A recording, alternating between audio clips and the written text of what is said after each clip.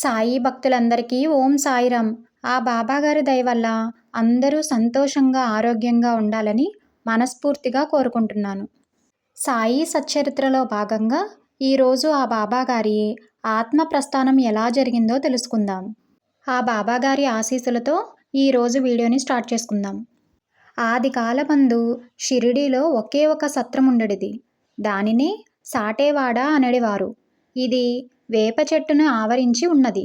గురు శుక్రవారాలందు ఇచ్చట ఉత్తరాభిముఖముగా కూర్చుని తగు ధూపము వేయువారు బాబా కరుణకు పాత్రులయ్యెదరు.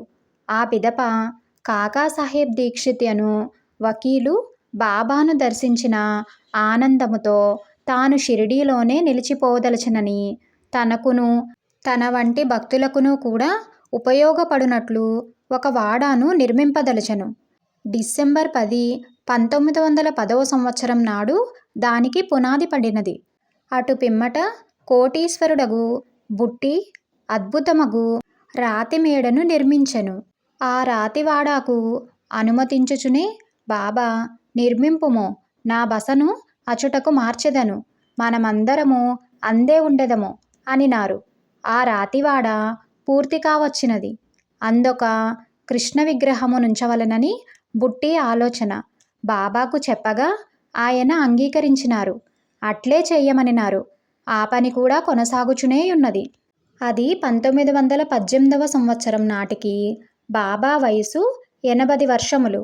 సుమారు 64 సంవత్సరములు షిరిడీ యందే నివాసము. ఆయన షిరిడీని విడిచి ఏనాడును ఎచ్చటకును పోకపోయినను వారి కీర్తి మాత్రం 10 దిక్కులా వ్యాపించినది. దేశములోని నలుమూలల నుండియే కాక విదేశముల నుండి కూడా ఆయన కొరకు ఎందరో భక్తులు వచ్చెడివారు. ఊరును పేరును లేని సాధారణ కుగ్రామమగు షిరిడీ దివ్యస్థలములందొకటియు మహాపుణ్యక్షేత్రములందొకటియు పరిణమించినది.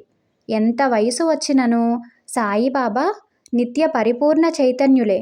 ఈ పాంచభౌతిక శరీరపు అవసాన వేళ కూడా ఆయన చైతన్యవంతులుగానేయున్నారు.